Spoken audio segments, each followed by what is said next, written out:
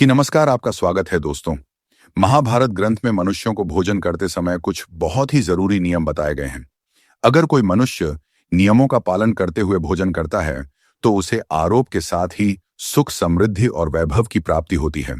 शास्त्रों में बताई गई यह नियम वैज्ञानिक दृष्टिकोण से भी परिपूर्ण है। इस प्रकार से भोजन करने पर मनुष्य सभी देवी देवताओं का आशीर्वाद प्राप्त करता है। अगर आप भोजन करते समय इन नियमों का पालन अवश्य करें तो आइए बिना देरी किए जान लेते हैं वह कौन से नियम हैं। पर उससे पहले अगर आपने चैनल को सब्सक्राइब नहीं किया है तो इसे सब्सक्राइब कर लीजिए, साथ वीडियो को लाइक करना ना भूलें।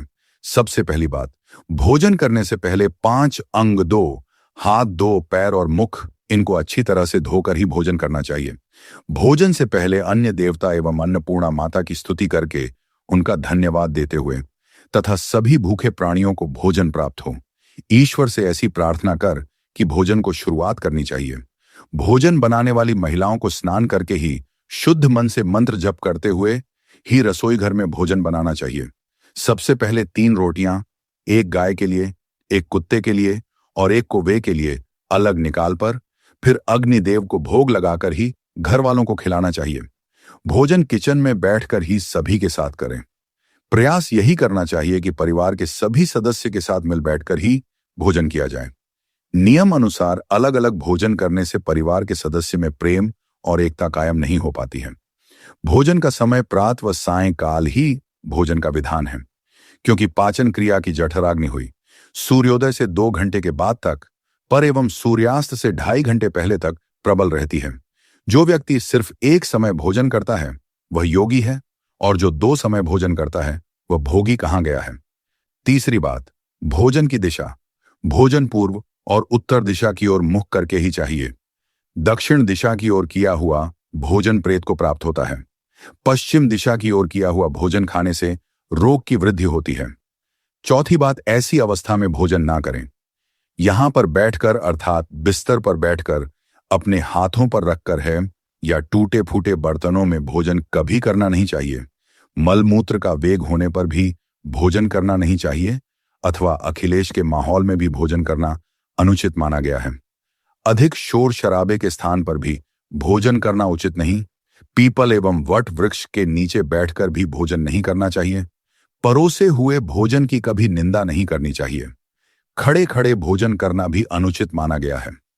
जूते पहनकर यह सिर ढककर भोजन नहीं करना चाहिए।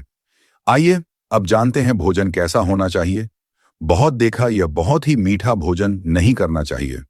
किसी के द्वारा छोड़ा हुआ भोजन भी कभी ग्रहण नहीं करना चाहिए। आधा खाया हुआ फल, मिठाइयां आदि फिर से नहीं खानी चाहिए। खाना छोड़कर उठ जाने पर दोबारा है तभी करना नहीं चाहिए। जो कोई भी ढूंढ और पीट कर खिला रहा हो वहां पर जाकर कभी भोजन नहीं करना चाहिए। पशु या कुत्ते के द्वारा छुआ हुआ भोजन कभी करना नहीं चाहिए।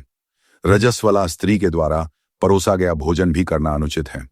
श्राद्ध का निकाला हुआ बासिया मुंह से फूंक मारकर ठंडा किया गया भोजन भी करना अनुचित है।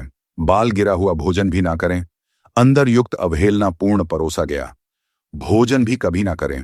कंजूस के द्वारा वर्षा के हाथ का शराब बेचने वाले कर दिया भोजन भी और ब्याज का धंधा करने वाले व्यक्ति का भोजन भी कभी करना नहीं चाहिए।